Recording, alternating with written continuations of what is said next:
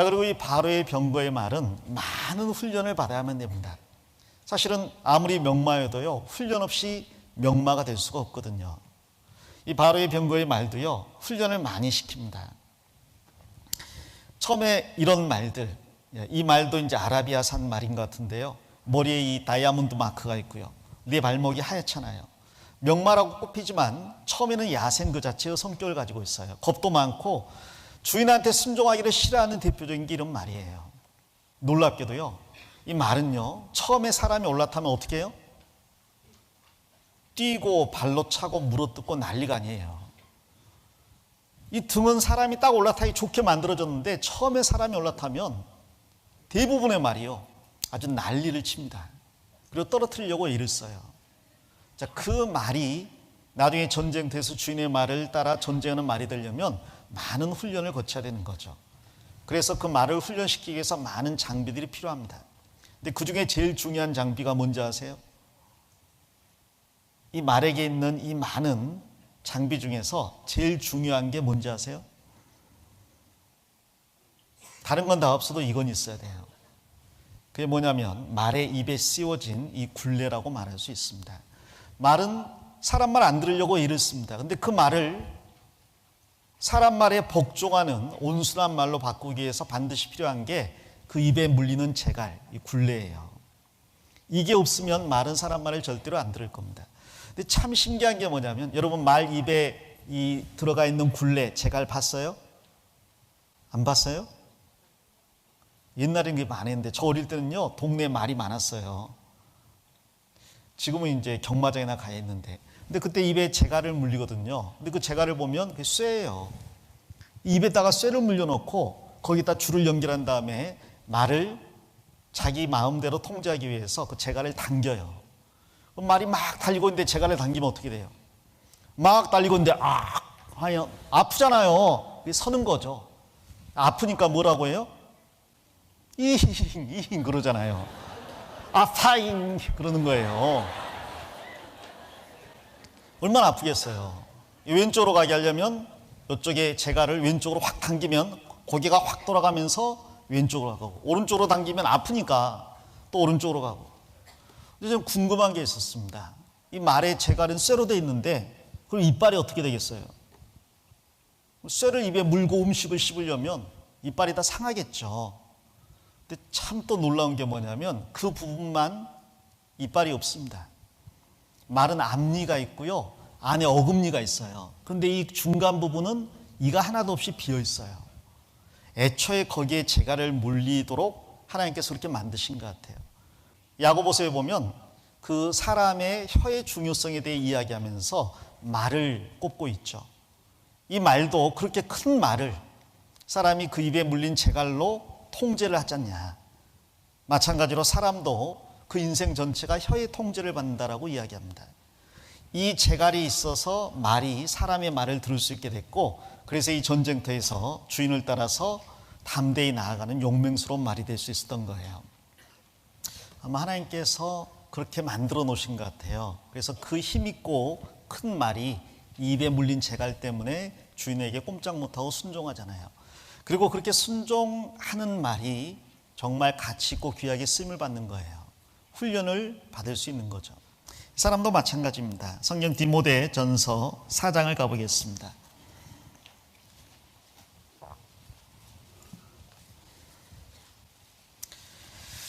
디모데전서 4장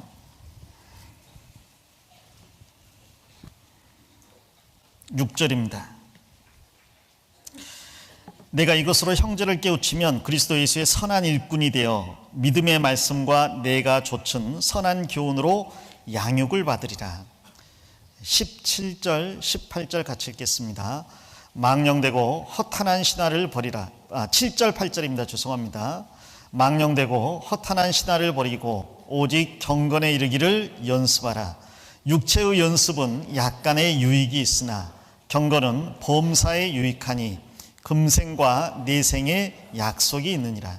자, 육체의 연습은 약간의 유익이 있다라고 인정합니다. 여러분 청소년 때 그 살도 빼려고 혹은 근육도 만들려고 운동하잖아요. 그리고 식단도 조절하잖아요. 그것은 약간의 유익이 있어요. 그러나 경건은 범사에 유익한데 금생애뿐 아니라 내세에까지 유익하다고 이야기해요. 그러니 경건에 이르도록 연습하라라고 이야기합니다. 훈련을 받으라는 거예요. 우리는 사실 구원을 받기 전은 말할 것도 없고요. 구원받고 난 다음에도, 즉 주인을 만난 다음에도 그 주인에게 순종하지 않으려는 마음이 있어요. 내 마음대로 자유롭게 살고자 하는 마음이 있어요. 좀 전에 그 말처럼요, 주인에게 잡혔어요. 입에 재갈도 물렸어요. 등에 안장도 씌웠어요. 그리고 이제 주인을 태워야 된다는 것도 배웠어요. 하지만 당장 주인이 그 등에 타면요, 몸부림을 치면서 떨쳐내려고 하거든요. 내가 부모님 말씀도 안 듣는데 누구 말을 들어 내가. 그러면서 그냥 누군가가 개입하는 것을 그렇게 싫어하고 떨쳐내려고 하고, 떨어지면 뒷발질해버리고 물어버리고 아주 그 난동을 피우잖아요. 근데 그래서는 주님의 쓰임을 받을 수가 없어요. 그래서는 아름다운 인생, 가치 있고 의미 있는 인생을 살 수가 없어요. 자유롭게 살 수는 있겠죠. 그러나 태어난 목적에 맞게 살 수는 없는 거예요. 말을 하나님께서 그렇게 만드신 이유는 전쟁을 위해서 만드셨다고 말씀하십니다. 우리 그리스도인을 하나님이 구원하신 이유는 마지막 때 복음의 전쟁을 위해서라고 말씀하셔요. 그러려면 훈련을 받고 주인을 모시는 그 훈련을 계속해서 받아야 됩니다. 거기에 익숙해져야 돼요. 나중에 그렇게 익숙해지면 주인과 한 몸이 되어서 주인이 명령을 내리지 않아도요, 그래도 주인의 뜻을 알고 주인 뜻대로 움직입니다. 처음에는 이제 주인이 말 안 들으니까 말을 들게 하려고 재갈을 이렇게 당기지만요, 나중에는 그렇게 하지 않아도요, 주인의 목소리만 듣고도 주인의 뜻을 알아요. 앞으로, 뒤로, 왼쪽, 오른쪽, 빨리, 천천히를 주인의 목소리만 듣고도 그렇게 순종하게 됩니다. 그리고 큰 공로를 세우는 거죠. 우리도 그렇게 훈련을 받아야 되는 겁니다. 시편 32편도 가보겠습니다. 시편 32편.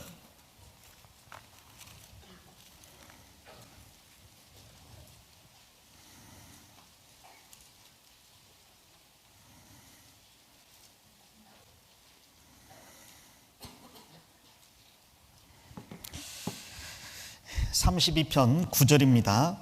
같이 읽겠습니다. 너희는 무지한 말이나 노새같이 되지 말지어다. 그것들은 자갈과 굴레로 단속하지 아니하면 너희에게 가까이 오지 아니하리로다. 하나님께서 우리에게 말씀하십니다. 너희는 말과 노새 중에서 무지한 말, 무지한 노새들이 있는데 그런 말이나 노새가 되지 말라. 그들은 재갈과 굴레로 단속하지 아니하면 너희에게로 가까이 오지 않는다. 비스마르크라는 철혈 재상이 있었어요. 이 세계제 1차 대전 때 그 나라를 강국으로 만든 정말 그 철의 재상, 피의 재상. 근데 이 비스마르크가 그런 말을 했습니다. 세상의 사람은 세 종류의 말로 비유할 수가 있다. 첫째는 말로에서 즉시 순종하는 말, 그런 사람이 있는가 하면, 두 번째는 재갈과 굴레로 단속하지 않으면 듣지 않는 말, 세 번째는요, 피 터지게 채찍에 맞지 않으면 절대로 움직이지 않는 말이 있대요. 아마 그 성격이, 그분 성격이 그렇게 말에 나오는 것 같죠. 자, 그런데 우리는 어떤 종류의 사람에 해당하는가? 구원받고 주님이 나의 주인이 되셨으면 그 주인의 말에 묵묵히 순종하는 사람인가, 아니면 피 터지게 맞지 않고는 절대로 순종하지 않는 사람인가? 그 위에 이게 8절을 또 같이 읽어보겠습니다. 내가 너의 갈 길을 가르쳐 보이고 너를 주목하여 훈계하리로다.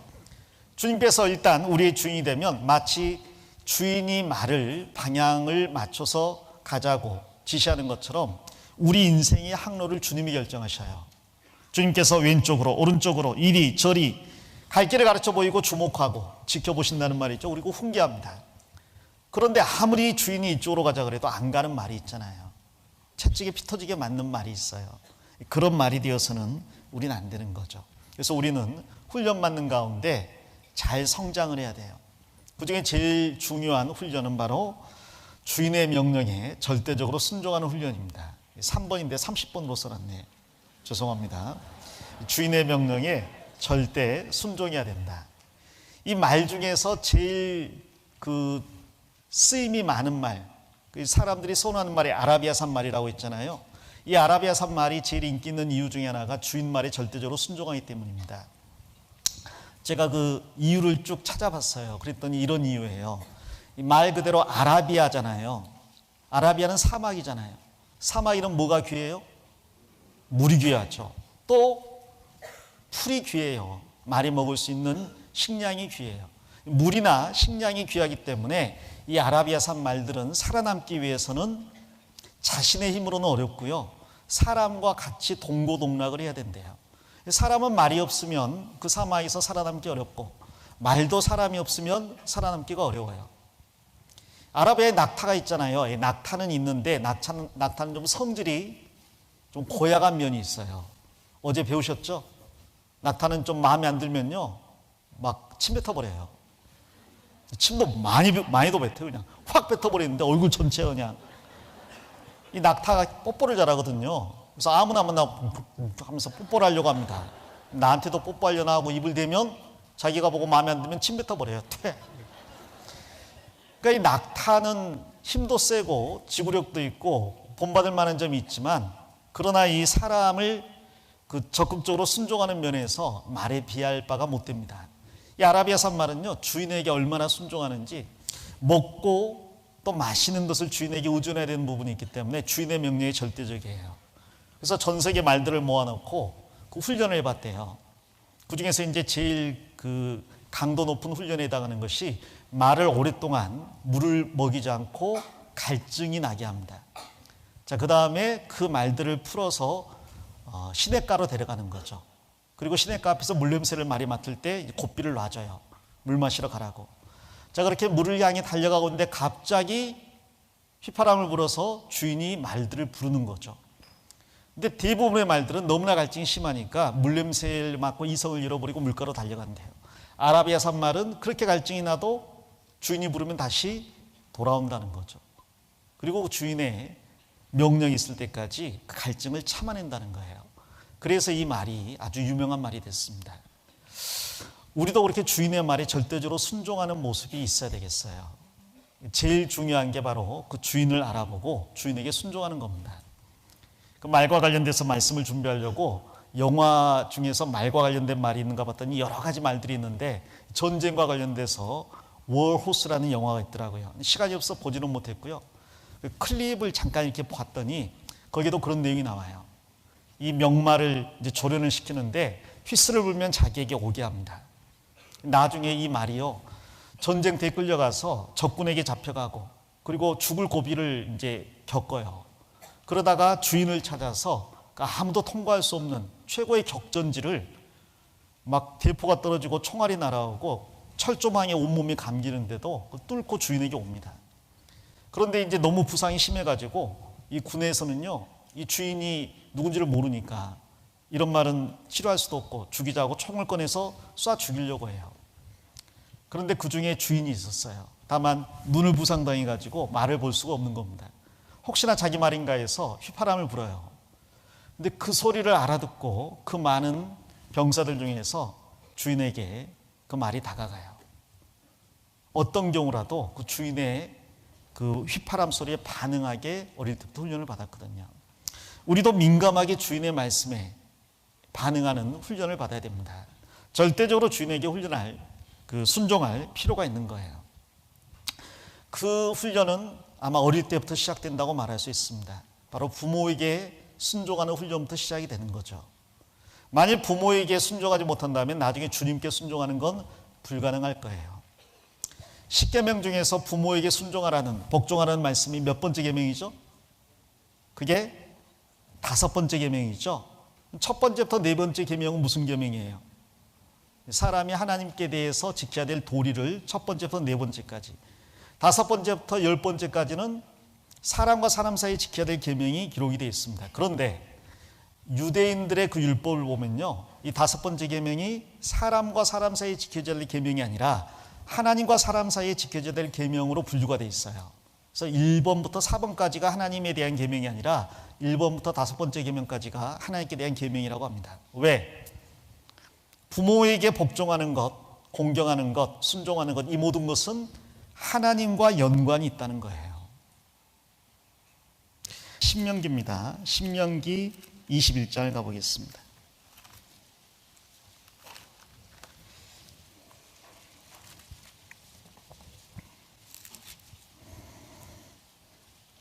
신명기 21장 18절부터 제가 읽도록 하겠습니다.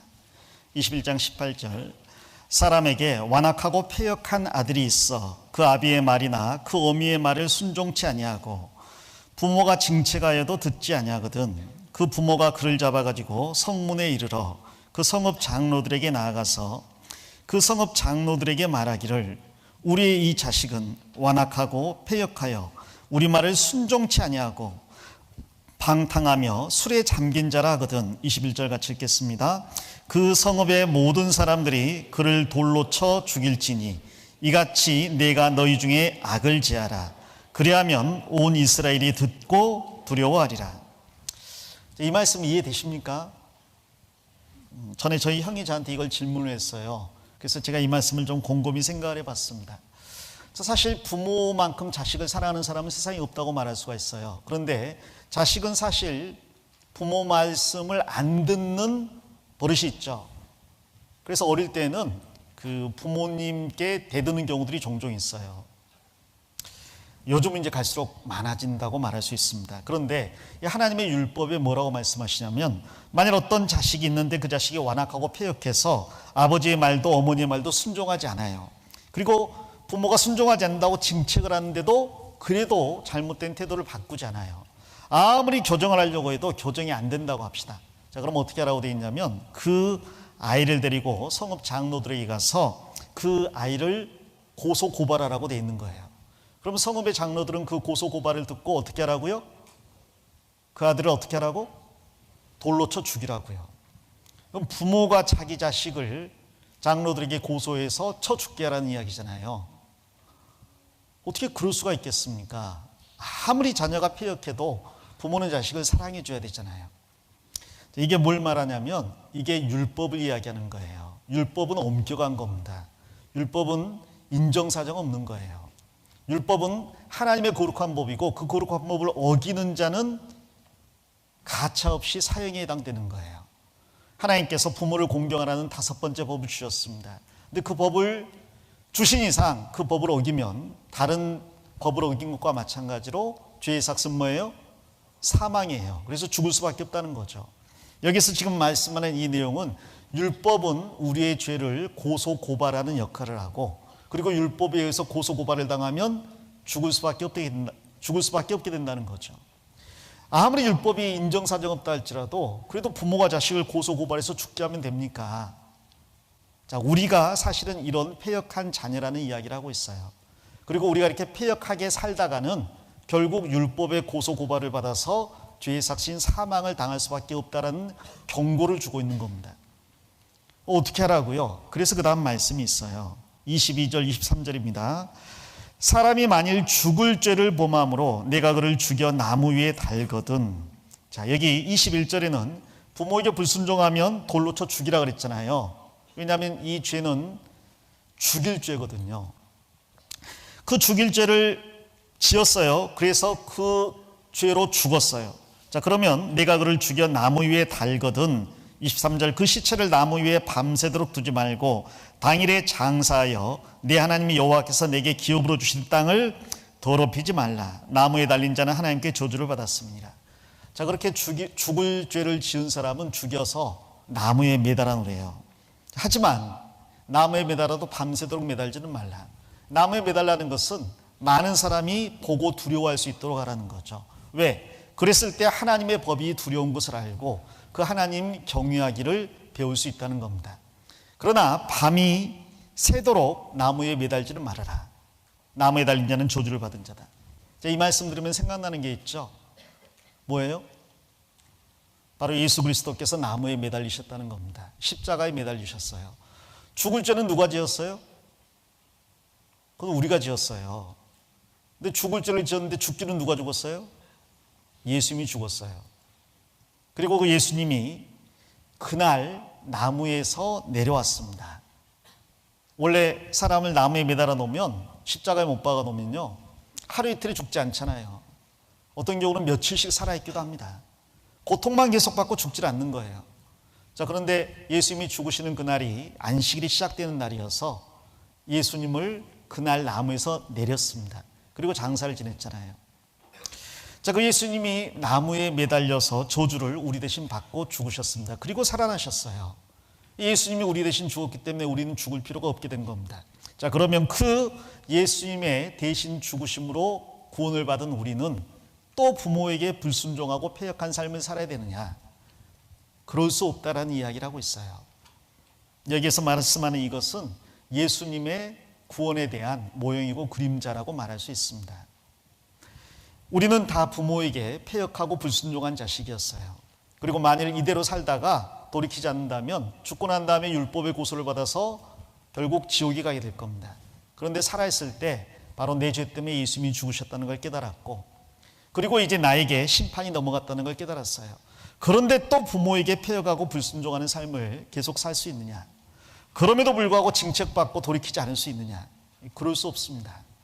이제는 다른 삶을 살아가야 되잖아요. 그리고 이 부모에게 패역한 사람을 돌로 치라고 한 이유가, 그렇게 했을 때 온 이스라엘이 듣고 두려워한다 그랬어요. 누구를 두려워하는 거예요? 그 돌로 친 장로들이나 그 아이의 아버지를 두려워하는 게 아닙니다. 나하고 상관이 없는 사람들이잖아요. 누구를 두려워하는 거예요? 하나님의 법을 두려워하고 하나님을 두려워하는 거예요. 그리고 뭘 배워요? 나도 부모에게 불순종하면 어떻게 되겠다? 죽겠구나. 나는 하나님의 법을 따라야 되겠다. 그 법 중에 제일 큰 법이 부모를 공경하고 순종하는 것. 그래서 10계명의 첫 번째부터 네 번째 계명이 하나님에 대한 계명이라면 바로 그 다섯 번째가 부모님에 대한 계명으로 연결되어 있습니다. 하나님을 공경하는지 어떻게 합니까? 부모를 공경하는 걸 보면 된다는 거죠. 하나님께 순종하는지 어떻게 합니까? 부모에게 순종하는 걸 보면 된다는 거예요. 그래서 이 공경이라는 단어가 하나님께 사용돼야 될 단어인데 부모에게 사용이 된 거예요. 하나님을 공경한다면 부모님을 공경하라. 우리는 주인을 따르는, 주인에게 순종하고 복종하는 이 명마, 말처럼 우리의 주인 되신 하나님께 순종하고 복종해야 됩니다. 그러나 그러기 전에 먼저 학생은 때 부모에게 순종하고 복종하는 법을 배워야 돼요. 사람들은 노인을 공경하라는 말을 이제는 우습게 생각합니다. 노인 공경하라. 그럼 아이들이 뭐라고 하냐면, 왜요? 아니, 노인이 공경할 만한 행동을 해야 공경을 하지요. 요즘은 노인을 공경하는 게 아니라 노인을 공격하더라고요. 자, 그런데 노인이 공경받을 만한 이유가 있어서 공경을 받아야 되는 건 아니에요. 단지 하나님께서 먼저 태어나게 하셨고 먼저 부르셨습니다. 단지 그걸로 우리는 질서에 순종해야 되는 거예요. 부모님이 공경할 만해서 공경한다 그러면요, 공경 안 할 이유도 셀 수 없이 많을 겁니다. 근데 성경에는 그러한 조건이 안 나와 있어요. 나라는 사람이 부모님을 통해 태어났다는 거예요. 여러분, 이 부모님이 나를 낳아주신 것은요, 예수 그리스도의 십자가의 죽으심으로 내가 태어날 것에 대한 모형이라고 말할 수가 있어요. 부모님이 나를 낳으실 때 10달 동안 잉태하는 고통을 감당하셨습니다. 그리고 나를 낳을 때 먼저 양수가 터져요. 물이 쏟아져 나오죠. 그 다음에 아이가 나오면서 많은 출혈이 있습니다. 결국 부모는 물과 피로 나를 낳으신 분이에요. 그리고 나에게 생명을 주신 거죠. 자, 80년, 90년의 생명을 나에게 주신 부모님, 그 생명을 주시기 위해서 물과 피를 쏟으신 게 부모님이라면, 예수님은 나에게 영원한 생명을 주시기 위해서 십자가에서 물과 피를 다 쏟아내셨어요. 예수님이 옆구리를 찔렀을 때 옆구리에서 물이 쏟아져 나오고 피가 쏟아져 나왔습니다. 그리고 교회가 탄생한 거거든요. 그래서 이 부모님은 예수 그리스도의 모형이라고 말할 수 있어요. 그러므로 예수님을 사랑한다면 그 예수님의 모형이 되는 우리 부모님도 마땅히 사랑해야 됩니다. 자, 주님이 우리에게 명령하는 게 다 이해되는 건 아니에요. 어떤 경우에는 이해가 안 될 때도 있어요. 그러나 주님이기 때문에 순종을 하잖아요. 말에게요, 앞에 대포가 막 퍼부어지는데 돌격 앞으로, 이해가 되나요? 그러나 주인이 돌격 앞으로 그러니까 돌격을 해야 되는 거죠. 부모님이 나에게 하시는 명령이 지금 이해가 안 될 때가 있습니다. 어쩌면 죽을 때까지 이해가 안 되는 경우도 있을 거예요. 그것과 상관없이 단지 질서상으로 부모가 위에 있다는 이유만으로도 우리는 부모님께 순종을 해야 됩니다. 말에게 제일 중요한 것은 부모의 주인을 알아보고 주인의 명령에 민감하게 반응하는 것, 우리가 배워야 될 것도 부모의 명령에 민감하게 반응하는 것, 그리고 주님의 명령에 민감하게 반응한 거라고 할 수 있어요. 좀 전에 그 말 훈련시키는 그 영화 있다 그랬는데 잠깐 봐볼까요? That's it. Good boy. You've got it. Good boy. 지금 제갈만 물렸지 안장도 없어요. 이제 막 말을 얻어서 훈련을 시키는 거예요. Now call him whistle. 이해됐죠? Come now, Joey. 예, 자막이 없는데 이해됐죠? Come on.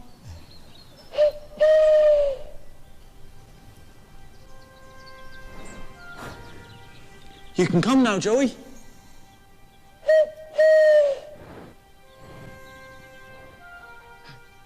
Don't think he fancies or owls? No, I read it in a story. It's how the Indians used to summon their horses. Now, Joey, when I whistle, you've got to come. Understand? My dad had a dog who stayed when you called him. And he used to run up behind you when you weren't looking. And he's not a dog. He's just puzzling it through. 저렇게 주인이 말로 할 때 들어야지. 안 들으면 나중에는 뭐가 나와요? 채찍이 나오고 그 다음에는 막대기가 나옵니다.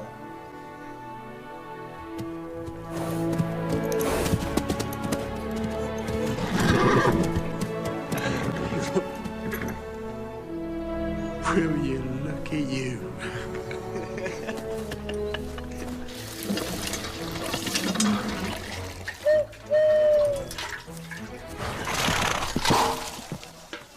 Albie?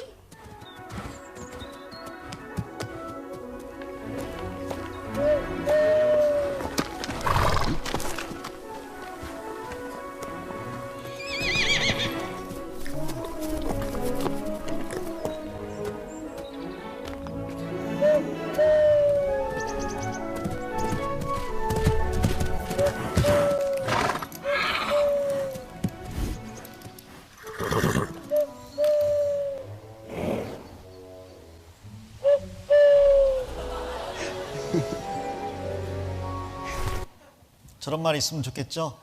예, 먹여 살리기는 힘들어요. 되게 많이 먹어요. 예. 저렇게 말이 주인 말 잘 들으면 얼마나 좋겠어요. 나중에 전쟁터에서도요, 적진에 있는 말이 저 소리를 듣고 따라온다니까요. 주인을 알아보고 언제 어디서건 주인이 부르면 민감하게 반응을 합니다.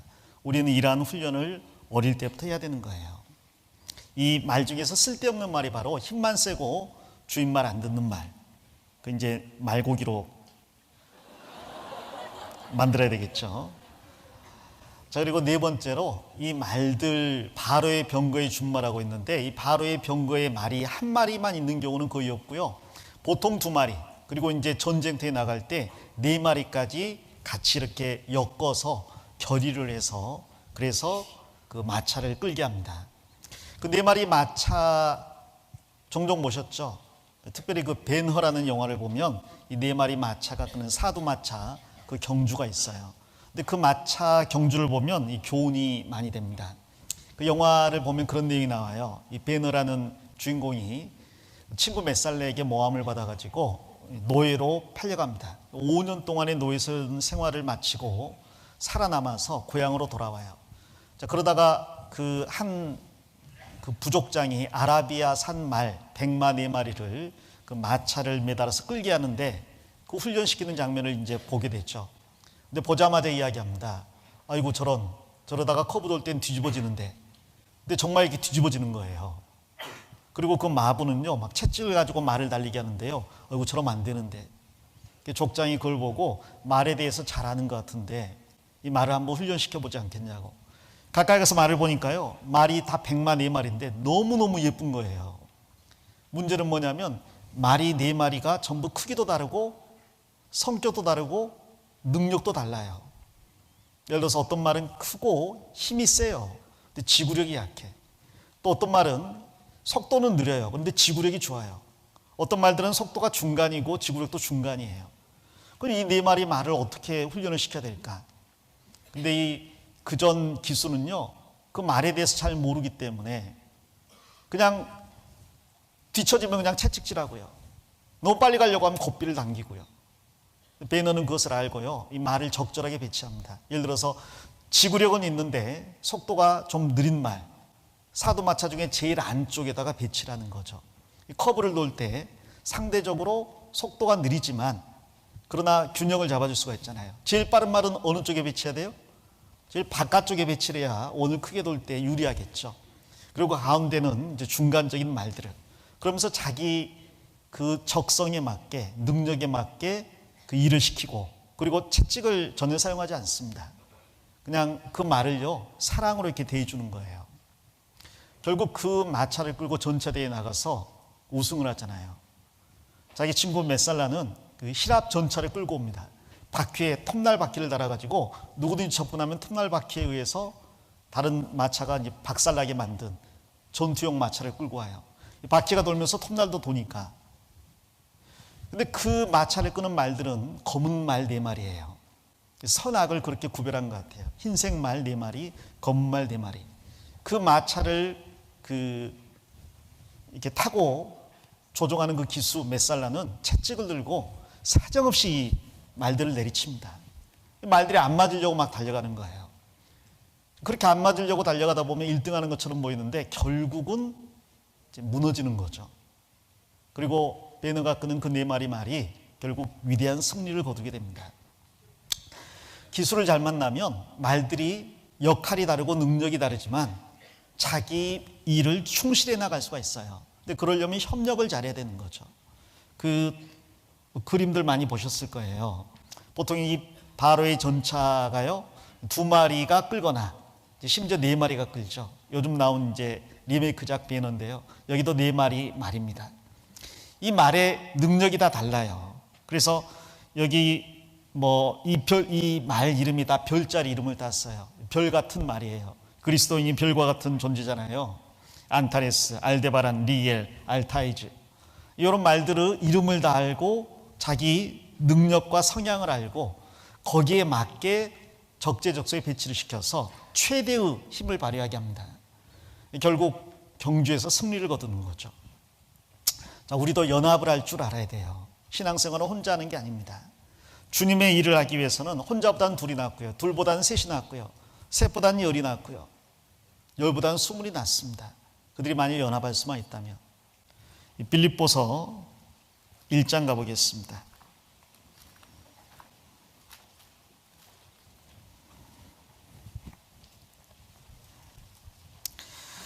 자, 빌립보서 1장 27절입니다. 오직 너희는 그리스도 복음에 합당하게 생활하라. 이는 내가 너희를 가보나 떠나 있으나 너희가 일심으로 서서 한 뜻으로 복음의 신앙을 위하여 뭐하는 것과요? 협력하는 것과, 여기 일심으로 서서 한 뜻으로 협력하는 것. 28절, 아무 일에든지 대적하는 자를 인하여 두려워하지 아니하는 이 일을 듣고자 함이라. 이것이 저희에게는 멸망의 빈거요, 빈거란 말은 징조, 표란 뜻입니다. 너희에게는 구원의 빈거니 이는 하나님께로부터 난 것이니라. 성경에 나와 있는 교회 중에서 가장 본이 되는 아름다운 교회가 빌립보 교회입니다. 근데 이 빌립보 교회는 모든 면에서 본이 됐지만 여전히 교회이기 때문에 안에 어려움도 있었어요. 근데 그 어려움 중에서 가장 큰 어려움이 바로 내부적으로는 다툼이 있었고요, 외부적으로는 율법주의자들의 공격이 있었습니다. 그러면 내부의 위험과 외부의 위험 중에서 어떤 게 더 큰 위험이 될까요? 그건 내부의 위험이 되는 거죠. 아무리 밖에서 강한 적이 공격한다 할지라도 내부적으로 똘똘 뭉쳐서 대항하면 극복해 나갈 수가 있어요. 그러나 내부적으로 무너져 버리면 결코 설 수가 없습니다. 역사에 보면 위대한 제국들은 항상 외부적인 공격에 의해서 멸망하기 전에 먼저 내부적으로 부패하고 타락해 있었어요. 대표적으로 로마를 들 수가 있죠. 로마가 야만인족들에게 나라를 뺏긴 것처럼 보이지만 사실은 내부적으로 이미 타락할 때까지 타락해 있었어요. 더 이상 타락할 수 없을 만큼 타락해 있었습니다. 그래서 망한 거예요. 그 이후에 등장한 제국들도 마찬가지입니다. 예를 들어서 인도나 파키스탄, 방글라데시, 이런 나라들은 원래 한 나라였습니다. 얼마나 큰 영토, 얼마나 큰 인구가 있어요. 그런데 어쩌다가 영국의 식민 지배를 수백 년을 받게 됐을까? 내부적으로 타락이 있었습니다. 이게 결국 조그마한 섬나라 영국의 통치를 받을 수밖에 없었던 거죠. 미국이 지금 전 세계에 가장 큰 힘을 자랑하는 패권 국가인데 미국의 복음주의자들이 항상 경고합니다. 오늘날의 미국의 도덕적 타락은 미국의 군사력으로도 막을 수 없을 지경이다. 이대로 계속 타락한다면 하나님께서 심판하실 수밖에 없다. 지금 미국은 노아의 때보다, 소돔 고모라의 때보다, 그리고 이스라엘의 멸망 때보다 더 도덕적으로 타락했다. 계속 경고를 하고 있어요. 안으로 타락해버리면 그럼 끝이에요. 안으로부터 분열돼 버리면 그럼 끝입니다. 요즘 나온 영화 중에서 어벤져스라는 영화 있죠. 거기도 보면요, 내부적으로 분열시키는 책동을 쓰잖아요. 똘똘 뭉쳐서 대항하지 못하도록 반을 나누어 버리잖아요. 캡틴 아메리카 편, 아이언맨 편 이렇게. 죄송합니다. 그러면서 하는 말이 내부적으로 붕괴된 제국은 결코 일어설 수 없다. 그래서 붕괴시키려고 편을 나누어 버려요. 이 빌립보 교회에도 그런 편이 있었던 것 같아요. 근데 그 편이 무슨 편이었을까? 나중에 보니까요, 4장에 보니까 유오디아와 순두계 둘 다 여자인데 이 두 여자가 나뉘었던 것 같아요. 아마 교회 안에서 이 자매들이 나뉘었다, 싸웠다. 그럼 뭐 큰 문제로 싸운 건 아닐 거예요. 우주의 평화와 지구의 안녕과 대한민국의 통일과 뭐 자주국방 이런 걸 위해서 싸우진 않았을 거고 아마 그 사소한 문제로 다퉜겠죠. 예를 들어서 김장을 할 때 소금으로 숨을 죽여야 되냐, 소금물로 죽여야 되냐. 소금물에 담궈야지. 아니야, 소금을 뿌려야 돼. 아니야, 소금물에 담궈야 돼. 아니야, 소금 뿌려야 돼. 그러다 아마 싸우지 않았을까 싶어요. 근데 그것이 내부적으로 사소한 문제처럼 보이지만 그게 더 큰 문제로 지적되고 있습니다. 그래서 빌립보서 2장에서는 내부적으로 하나 되어야 될 것을 아주 강조하고 있어요. 3장에 가서야 외부적인 이단들의 세력에 굴하지 말라고, 담대하라고 권면하고 있어요. 4장에서 다시 한번 내부적으로 하나 되어야 된다고 강조하고 있습니다. 우리는 연합할 줄 알아야 돼요.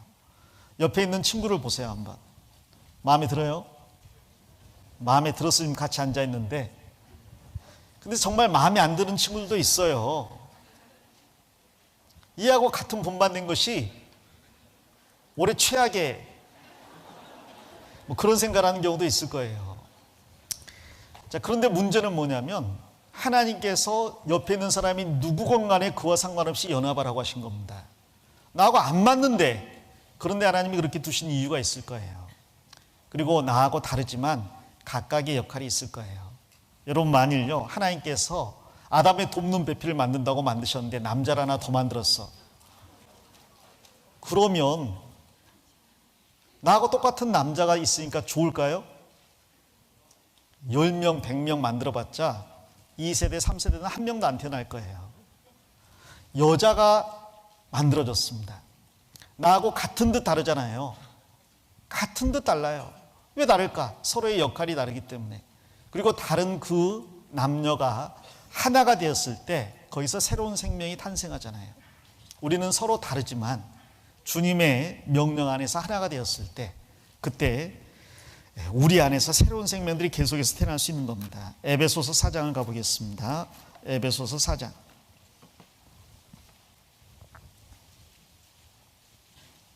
1절입니다.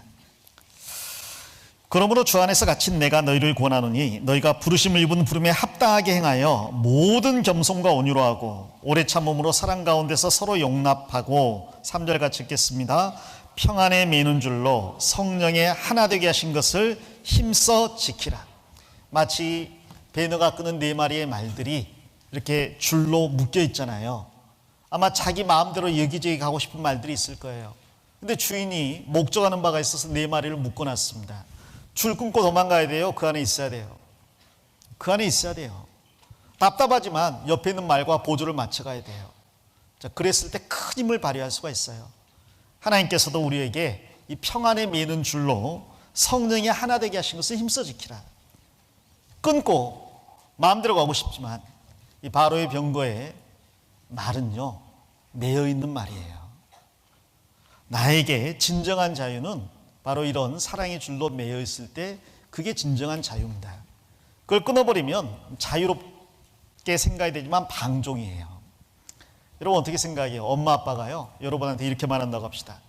오늘부터 너 하고 싶은 대로 마음대로 해라. 그러면 드디어 나를 아들로 딸로 인정해 준 것 같아요? 포기한 것 같아요? 갑자기 좀 불안해지잖아요. 왜 그러세요? 뭐 외박을 하건 뭐 밤 12시에 들어오고 네 마음대로 해라. 드디어 나를 인정해 주시는구나? 아니죠. 뭔가 좀 잘못된 것 같아요. 술 먹고 들어왔는데 엄마 아빠를 만났는데 엄마 아빠가 어쭈 더 마시지 그러냐? 그럼 나를 인정해 준 것 같아요? 뭔가 좀 잘못된 것 같아요. 사람은 참 이상하게요. 마음대로 하라 그러면 불안해요. 왜 그런가? 사람이 완전한 존재가 아니기 때문에 반드시 제한이 있어야 된다는 생각을 그 마음속에 가지고 있는 겁니다. 하나님께서는 완전한 존재이기 때문에 마음대로 하셔도 잘못하지 않으셔요. 사람은 불완전한 존재이기 때문에 마음대로 해버리면 죄에 빠질 수밖에 없습니다. 그 심지어 처음 사람 아담에게도 하나님께서 제한을 주셨어요. 동산 각종 나무의 열매는 내가 임으로 먹되 선악을 알게 하는 나무의 실과는 먹지 말라. 먹는 날엔 정령 죽으리라. 그 제한이 있을 때 아담이 비로소 안정감을 느끼는 거죠. 다 마음대로 할 수 있구나. 저것만 안 먹으면 되는 거구나. 저것만 안 먹는다면 나머지는 다 내 마음대로 할 수 있는 자신이 생기잖아요. 그게 안정감이 생기는 거예요. 그래서 부모님이 우리에게 그런 그 제한을 둘 때 좀 안정감이 생겨요. 너무 늦게는 들어오지 말아라. 게임을 하는데 너무 오랫동안 하지 말아라. 그런 말씀 해주면 잔소리같이 들리지만 사실은 그게 있어서 더 안정감을 갖게 되는 거죠. 우리에게는 그 제한이 필요합니다. 묶는 게 필요해요. 이 말도 묶어야 되고요. 양 같은 경우도요. 성전에 제사로 데리고 갈 때는요 묶으라고 돼 있어요. 왜? 그냥 아무도 모르고 따라왔는데 제단 뿔에다가 묶어놓거든요. 옆에 보니까 다른 양들 와가지고 어떻게 돼요? 도살돼가지고 하나님께 드려지잖아요. 오긴 왔는데 내가 죽겠구나 생각하면 도망가고 싶잖아요. 도망가 버리면 하나님께 드릴 수 있는 게 없잖아요. 그래서 묶어놓으라고 돼 있어요. 나는 내 마음대로 살고 싶은 마음 때문에 정말 밧줄 끊어버리고 도망가고 싶지만 하나님은 묶어놔라. 평안에 매는 줄로 묶고 사랑의 줄로 성령이 하나 되신 줄로 묶어라. 나를 묶어놓으라는 겁니다. 여러분 그냥 곱비 불린 망아이처럼 여기저기 뛰어다니지 마세요. 친구들이 여기 가자 저기 가자 좋겠다고 따라다니지 마세요. 내가 묶여있다라는 생각을 해야 됩니다. 옆 친구 묶어주세요. 주일날 안 나오면요 나오든가 말든가. 그게 아니죠. 왜 안 나오지? 전화도 해보고 문자도 해보고요. 찾아도 가보고요. 왜 자꾸 귀찮게 나한테 오는 거야? 우리는 하나로 묶였잖아. 묶어야 되는 거예요. 자꾸 묶어야 됩니다.